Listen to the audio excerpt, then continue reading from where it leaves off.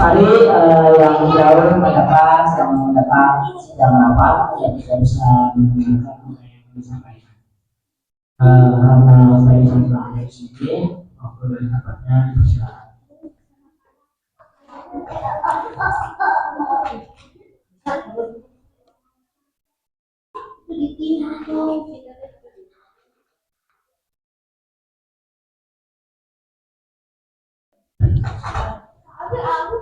Bismillahirrahmanirrahim. Alhamdulillahilladzi arsala rasulahu bil huda wa dinil haq liyudhhirahu 'alad dini kullihi wa kafa billahi syahida.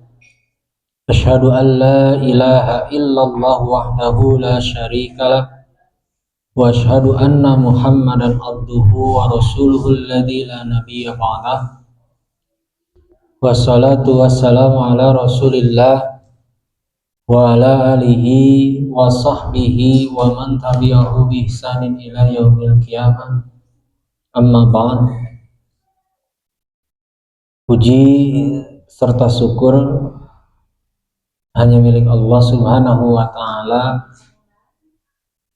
yang masih memberikan kepada kita berbagai kenikmatan yang kita berharap dari semua kenikmatan yang Allah berikan kepada kita bisa bersyukur dengan itu dan kita ridho dengan segala ketentuannya.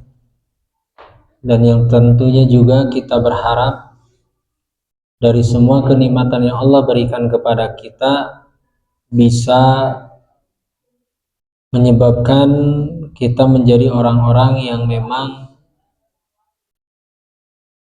selalu menjadi orang-orang yang bersyukur, selalu menjadi orang-orang yang memang menerima terhadap ketentuan-ketentuan Allah tersebut. Insya Allah untuk hari ini belum di fotokopi ya.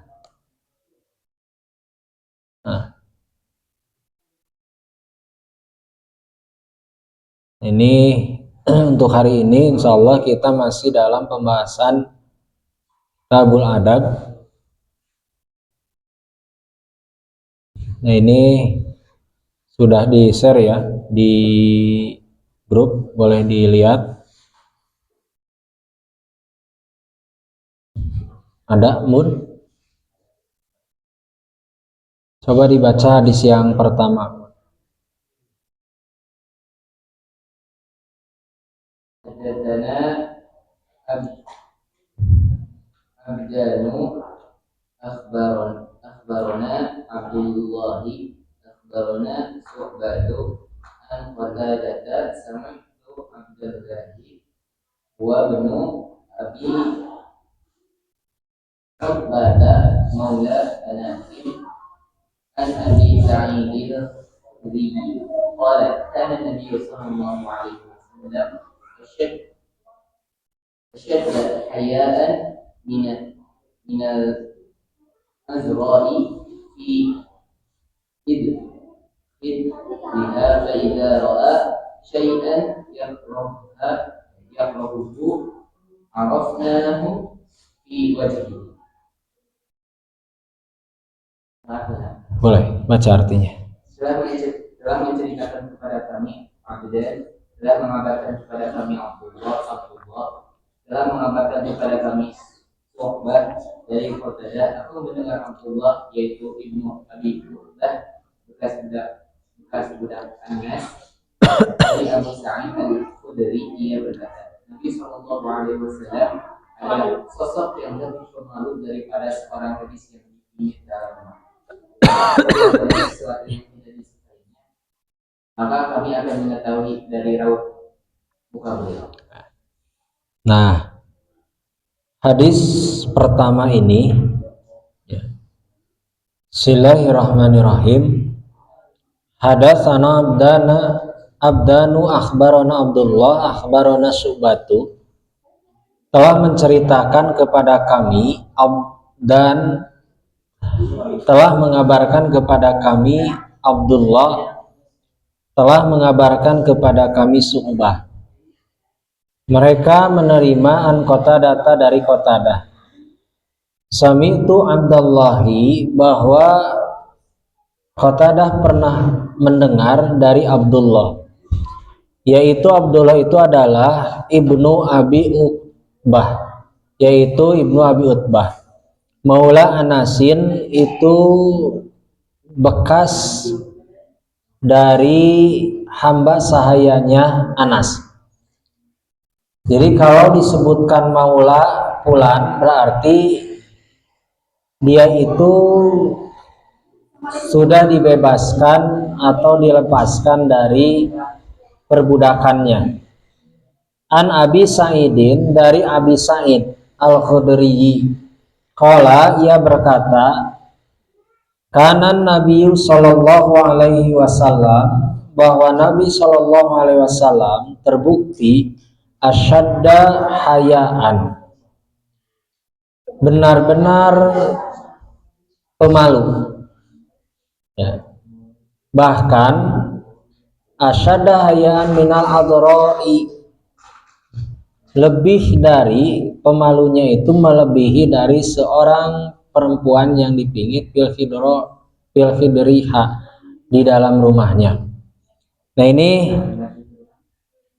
hadis menyampaikan di antara banyak sifat mulianya Nabi, ada sifat mulia beliau yaitu pemalu. Nah, di kita ini bertolak belakang. Jadi sifat pemalunya Nabi sampai-sampai melebihi pemalunya seorang perempuan yang dia jarang keluar rumah. Jadi kalau ada perempuan yang jarang keluar rumah, lalu dia keluar, pasti akan malu. Nah, Rasul itu melebihi daripada itu. Jadi sifat pemalunya Rasul itu melebihi dari perempuan yang pada saat itu, jarang keluar rumah, tiba-tiba keluar, maka dia akan merasa malu. Nah, Rasul lebih daripada itu. Faidaro'a syai'an, maka apabila Nabi melihat sesuatu yakrahuhu, yang beliau membenci sesuatu itu, arafnahu, kami bisa mengetahui, kami bisa mengenali, ya, fi wajhihi, dari wajahnya Nabi. Kita pun kalau tidak setuju atau tidak menyukai sesuatu, itu akan nampak, akan terlihat dari raut wajah kita yang tidak menyetujui itu. Nah, begitupun Nabi, saking pemalunya Nabi itu sampai-sampai melebihi dari malunya perempuan yang jarang keluar rumah.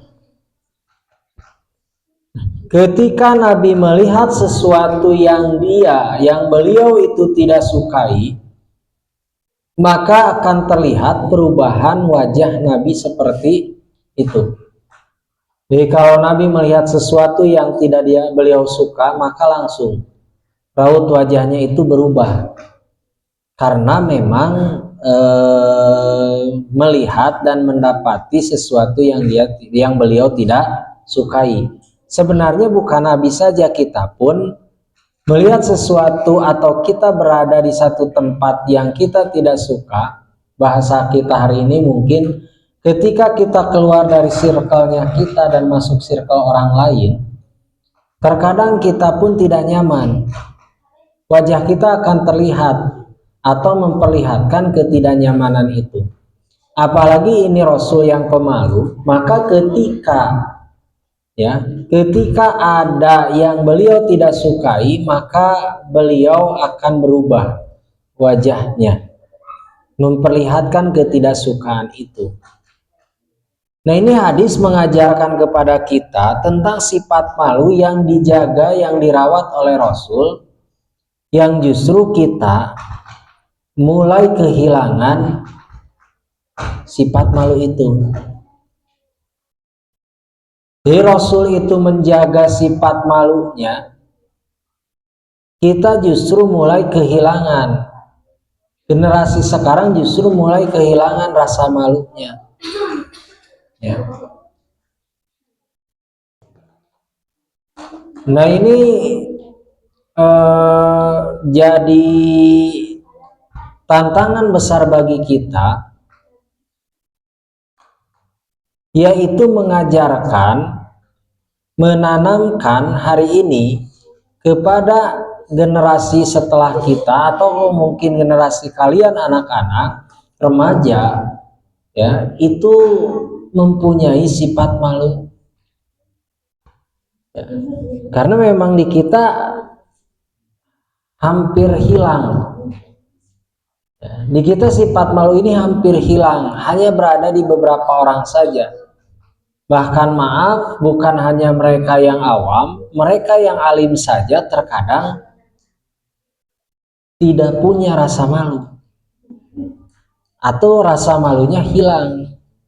Jadi jangankan mereka yang awam terhadap ilmu agama, jangankan mereka yang awam terhadap ilmu-ilmu, yang mereka alim saja mengetahui ilmu, sifat malu itu terkadang hari ini sudah hilang. Ya.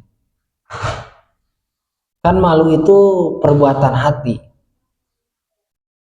Jadi kalau orang pemalu itu karena memang perbuatan hati dan tidak bisa dibuat-buat oleh logika kita.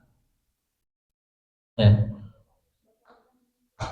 Jadi kita tidak bisa membuat-buat logika kita untuk bisa menjadikan seseorang atau kita menjadi pemalu, itu tidak bisa.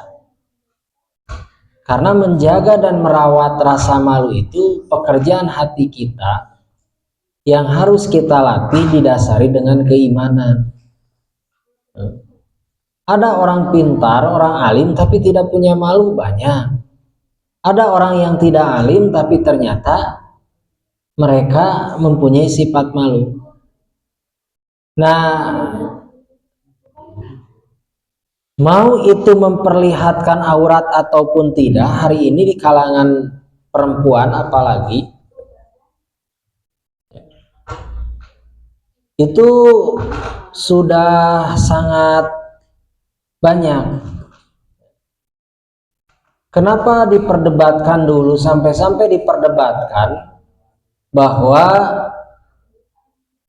suara perempuan saja itu dianggap aurat ketika menimbulkan perasaan yang berbeda kepada laki-laki. Nah, hari ini bukan dengan suara saja, lengkuk tubuh, ya, fisik itu sudah sangat murah. Jadi sekarang orang mau melihat aurat perempuan itu sudah sangat mudah. Bahkan banyak perempuan yang sengaja memperlihatkan auratnya supaya banyak orang yang nge-like. Jadi kalau orang nge-like itu semakin banyak, semakin pengikutnya banyak, followernya ya, itu semakin berani untuk memperlihatkan bagian-bagian penting yang tidak boleh diperlihatkan kepada orang lain. Bahkan jangankan kepada orang lain, adik kakak saja, laki-laki dan perempuan, ketika perempuan itu adiknya sudah mencapai usia 6 tahun, sebagian mengatakan 5 tahun, 5-6 tahun saja, ya, menjelang 7 tahun itu sudah harus dibiasakan tidur terpisah.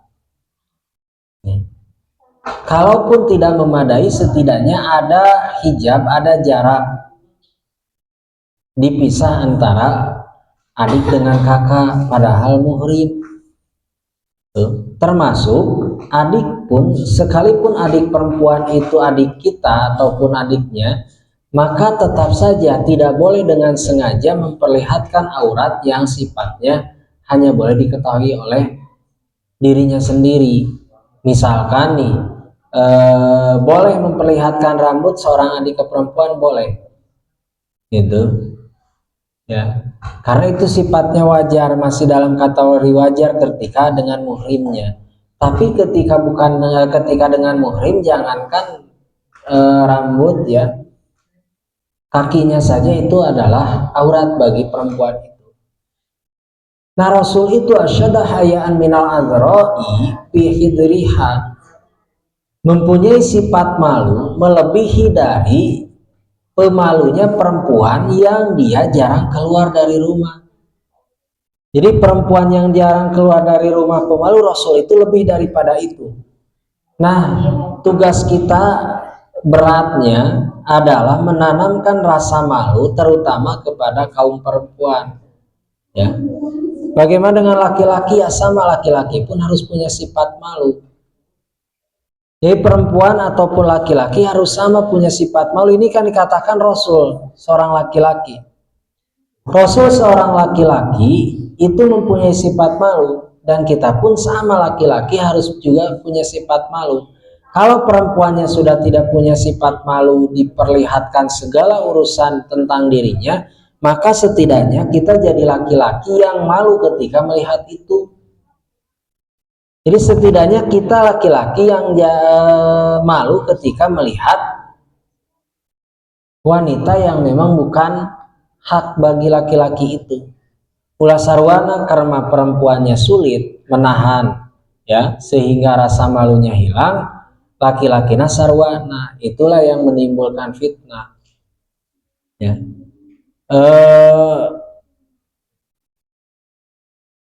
Tidak merasa malu kah? Tidak khawatirkah ketika perempuan atau bahkan laki-laki ketika dia memamerkan sesuatu untuk dilihat oleh orang lain? Sering disebutkan bahwa kita harus khawatir, karena ketika kita men-share wajah kita, apalagi fisik kita di media sosial, maka yang melihat itu bukan teman kita saja hari ini, bisa jadi sadunia, bukan se-Indonesia saja melihat ya. Nah, di kita mah justru ketika dilihat oleh orang lain dan di like itu justru atau padahal bisa jadi wajah yang di-share pada saat itu justru dijadikan alat untuk mereka berbuat dosa. Lebih dari itu yang dikhawatirkan ketika perempuan ataupun laki-laki share memperlihatkan ya di media sosial, itu mudah terjangkit penyakit ain, atau mungkin bisa jadi alat untuk mempermudah orang melakukan sihir kepada orang itu. Maaf nih, kita tidak sedang membahas secara khusus ya, tapi maaf, bisa jadi perselingkuhan yang terjadi itu bukan hanya sekedar dikarenakan suka sama suka, bisa jadi juga karena ada mereka yang menggunakan setan untuk menyebabkan orang itu jadi suka. Nah, di antara fasilitasnya, medianya adalah ketika kita dengan mudah memperlihatkan aurat kita, memperlihatkan wajah kita hanya sekedar kebanggaan ketika ada orang yang mengatakan perempuan itu cantik atau laki-laki itu ganteng. Kasep sana saya tama, hanya karena disebut kasep jadi beki mudah memperlihatkan wajahnya. Apalagi perempuan ketika ada yang mengatakan dia cantik, itu wah luar biasa asa panggelisna. Yang dikhawatirkan nih itu jadi fitnah, bukan hanya fitnah dengan cara yang benar ya, nggak ada fitnah dengan cara yang benar, bukan hanya dengan fitnah secara langsung, yang dikhawatirkan dijadikan alat untuk sesuatu yang salah.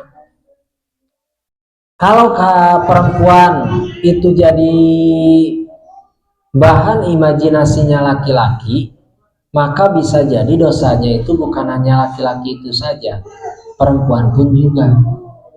Makanya nih harus bisa menjaga diri itu, diantaranya ini. Rasul yang begitu pemalu, tapi ternyata Rasul sebagai Rasul laki-laki pemalunya luar biasa ya. Ketika nih Fa idza ra'a syai'an yakrahu, ketika beliau Nabi itu melihat sesuatu yang beliau tidak suka, arafnahu fi wajihi, pasti wajah Nabi itu akan berubah. Jadi wajar kalau misalkan ada orang tiba-tiba berubah, ya, tiba-tiba mimik mukanya itu berubah, maka jangan anggap bahwa itu kesalahan orang itu, bisa jadi karena dia melihat sesuatu yang dia tidak suka dalam diri kita atau mungkin dari diri orang lain. Karena perubahan wajah itu biasanya timbul dari hati. Jadi wajah itu berubah bukan karena penglihatannya, tapi karena apa yang dia lihat sampai merubah kondisi hatinya, dan kondisi hati itulah yang menyebabkan berubahnya wajah kita. Jadi karena apa wajahnya berubah itu dikarenakan kondisi hatinya yang berubah. Nah, Nabi pun seperti itu. Ketika Nabi melihat sesuatu yang beliau tidak suka, maka wajah Nabi itu raut mukanya menjadi berubah karena melihat sesuatu yang beliau tidak suka. Azan dulu ya. Nah, nanti dibaca hadis selanjutnya.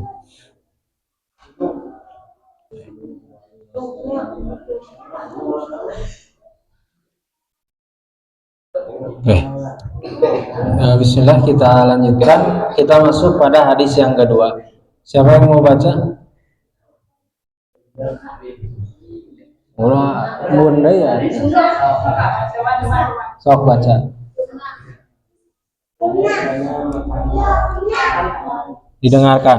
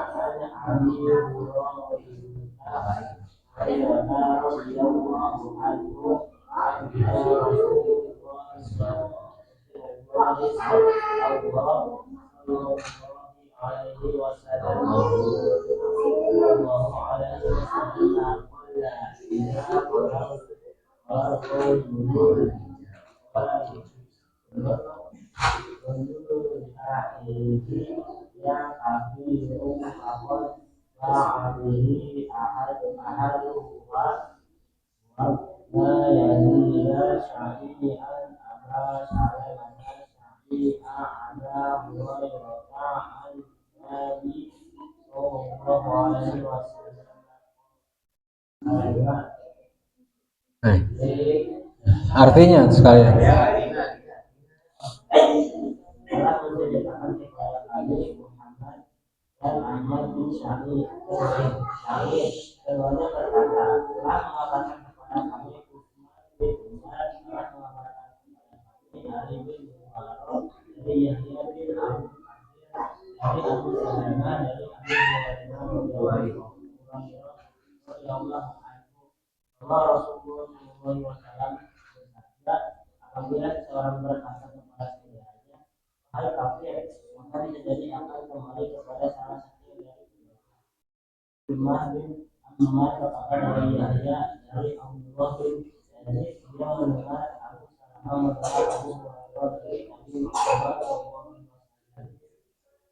Nah, hadis kedua ini berganti bab, ya, walaupun dalam kitab adab ini bab menuduh kafir nantinya. Ya, jadi perbedaan membaca hadis dengan Al-Quran itu, baca hadis itu tidak ada lagam, karena hadis itu kan obrolan, cerita, ya. Jadi hadis itu obrolan yang disampaikan dari Nabi terus. Jadi jika ngobrol kia gitu hadis itu, maka membaca hadis itu seperti kita ngobrol saja, hanya dengan menggunakan bahasa Arab, mun dibahasakeun mah kieu, mun di bahasa Sunda mah tos nyaritakeun si AA itu ka si AA itu, si AA itu nyaritakeun deui terus carita teh nyaeta. Nah itu ya nggak apa-apa, itu jadi pembelajaran nantinya. Jadi hadis itu menceritakan satu peristiwa yang disampaikan oleh Rasul, hanya bedanya ini bukan cerita seperti dongeng gitu, tapi ceritanya nyata yang disampaikan oleh Rasul. Hadatsana Muhammadun, telah menceritakan kepada kami Muhammad. Maka untuk Muhammad, walaupun ini nama tetap menggunakan tanwin, ya. Beda dengan Ahmadu. Ahmadu itu tidak boleh Ahmadun, tapi Ahmadu saja, ya. Maaf, Usmanu Ahmadubnu. Nah, maaf, Muhammadun itu boleh menggunakan tanwin, Ahmadu itu tidak, terus Usman itu tidak. Sedangkan untuk Muhammad itu menggunakan tanwin sebagai tanda isim. Hadatsana Muhammadun wa Ahmad bin Sa'idin, telah menceritakan kepada kami siapa Muhammad dan Ahmad bin Sa'id. Jadi ada dua orang yang menceritakan kepada kami, kata Imam. Qala, dua-duanya mengatakan, ya. Qala, nah asalnya ini qolani gitu. Itu musanna, alif nun tambahannya. Kalau kepada isi, maaf, ini kepada fi'il, maaf ya. Ini kepada fi'il. Qala, nah. Qala, qalu. Nah. Kalau kepada isim itu dengan ada tambahan alif nun. Kalau kepada fi'il berarti ada domir apa yang dua, Bun? Domir duaan, huma. Ya, jadi qala itu dia seorang laki-laki telah berkata. Qala dia dua orang laki-laki telah berkata. Qalu mereka telah berkata. Nah itu dua. Nah ini masuk pada fi'il. Jadi qala dua orang itu yaitu Muhammad dan Ahmad bin Sa'id berkata, hadatsana telah menceritakan kepada kami Utsman bin Umar. Utsman bin Umar. Cara membaca ibnu mau ibna atau ibni tergantung kalimat sebelumnya. Kalau Utsmanu maka jadi ibnu, kalau Utsmana menjadi ibna. Itu. Lamun Utsmana sebagai majrur jadi ibni. Tuh. Umaru ibnu, Umaro ibna. Ya, Umaro ibni, enggak ada Umari. Akhbarona telah menceritakan kepada kami. Nah, Ali ibnul Mubaraki, yaitu Ali bin Al-Mubarak. An Yahya bin Abi Katsirin, dari Yahya bin Abi Katsir. An Abi Salamata, dari Abi Salamah. Baru an Abi Hurairah, dari Abu Hurairah radhiyallahu anhu, semoga Allah meridhoi kepadanya. Anna Rasulullah sallallahu alaihi wasallam, bahwa Rasulullah sallallahu alaihi wasallam qala, ia pernah berkata, idza qala, apabila seseorang berkata, ar-rajulu, nah ini jadi fa'ilnya, idza qala ar-rajulu, apabila seseorang berkata li akhihi, kepada saudaranya, ya kafiru, ya kafir, faqad ba'abihi ahaduhuma, maka bisa dipastikan kekafiran itu, ya, pasti ada di salah seorang dari dua orang itu. Makanya menuduh kafir itu tidak boleh, hati-hati. Jadi kalau kita mau menuduh orang kafir kepada seseorang itu kafir, maka kata Rasul ada dua kemungkinan. Orang yang dituduh itu benar kafir, kalau tidak berarti orang yang menuduh itu menjadi kafir. Dasar kafir mana, padahal dia orang Islam. Maka kekafiran itu kembali kepada orang yang mengatakan itu. Jadi kalau ada orang yang dituduh kafir atau seseorang yang menuduh kafir, mengatakan kafir pada seseorang, hanya dua kemungkinan. Orang yang kafir itu adalah yang tertuduh atau yang dituduh. Kalau yang tertuduh berarti benar dengan kekafiran dia. Kalau yang tertuduh berarti orang itu bukan orang kafir, hanya dituduh kafir sehingga kekafiran itu kembali kepada dirinya. Nah, ini tidak bolehnya kita menuduh dengan mudah ataupun mengkafirkan seseorang hanya karena berbeda pandangan dengan kita. Karena kalau misalkan kita menuduh seseorang itu kafir, hanya dua kemungkinan, benar si eta kafir atau orang kafir gitu. Ya, karena kekafiran itu dalam bahasa itu kafir itu menutup. Jadi menutup hidayah, menutup keimanan, menutup keyakinan terhadap Allah. Maka ketika orang itu berkata atau menuduh seseorang kafir, itu sama dengan halnya dia sedang memposisikan benar kekafiran orang itu, atau orang yang menuduh itulah menjadi orang yang kafir.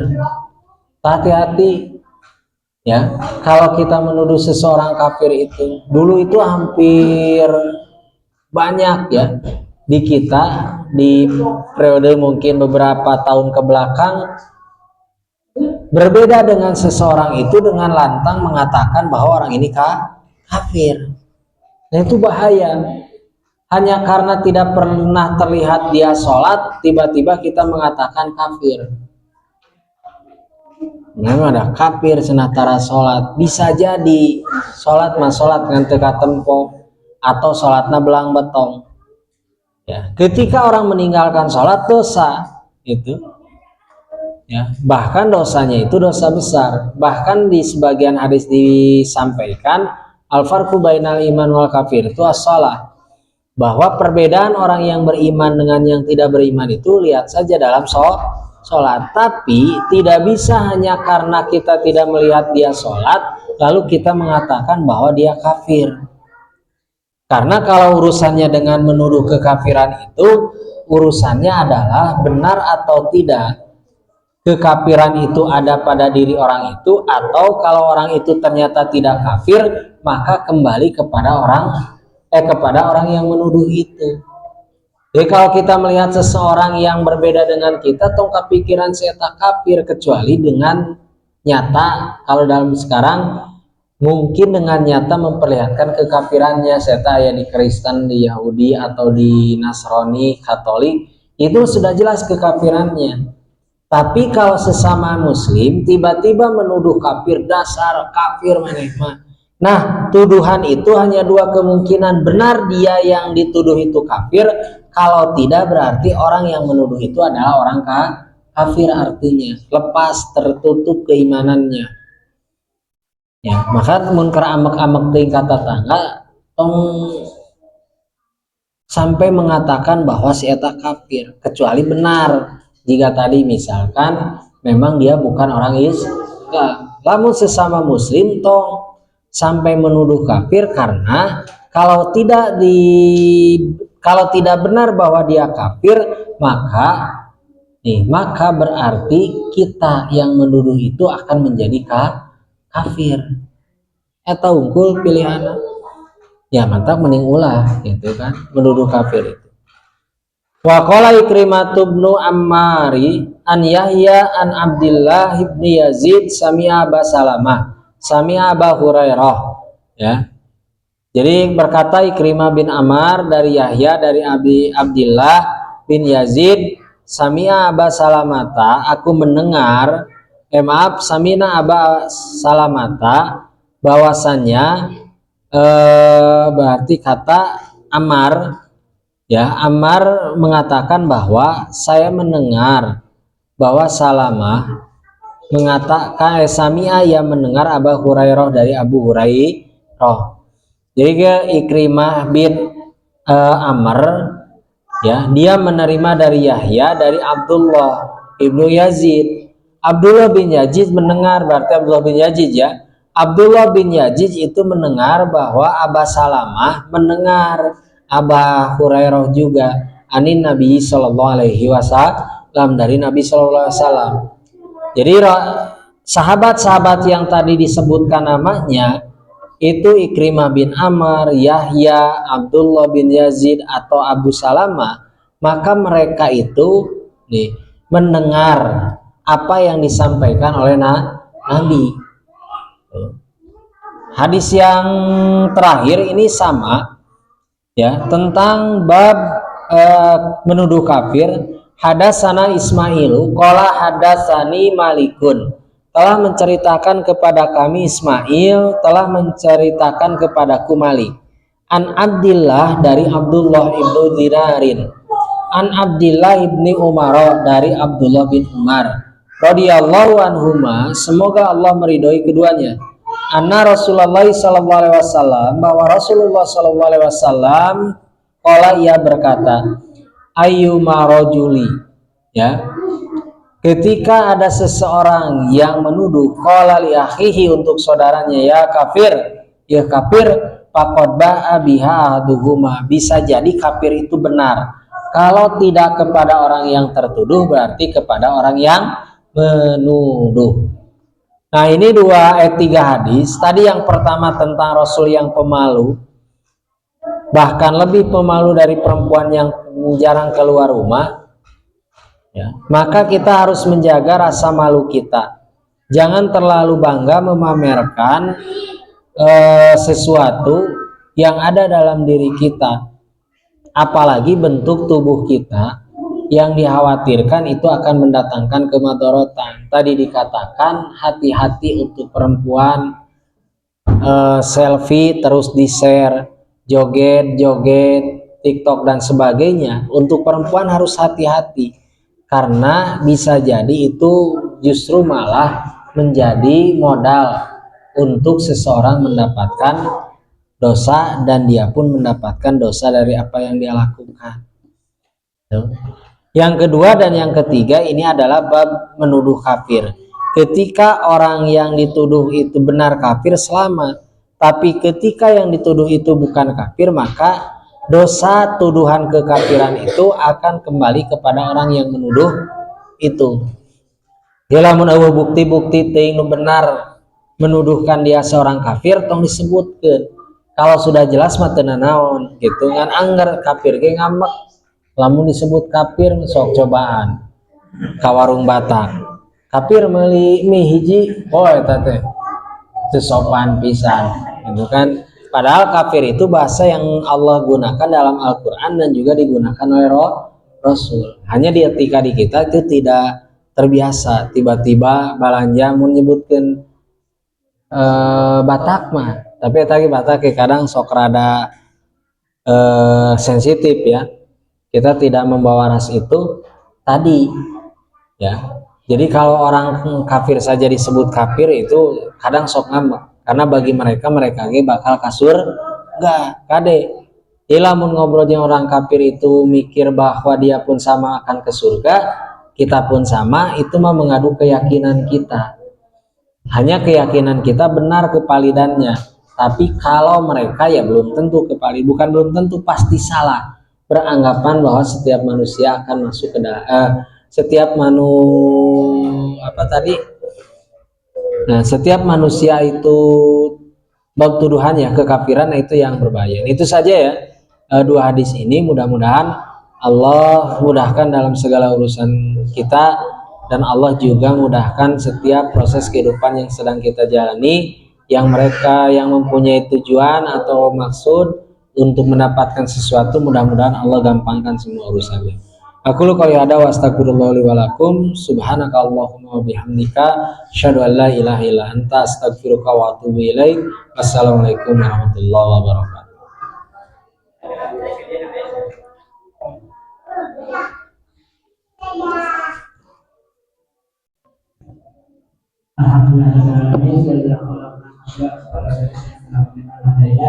Semoga apa yang disampaikan bisa bermanfaat dan disampaikan. Coba kita bersama berpikir bagaimana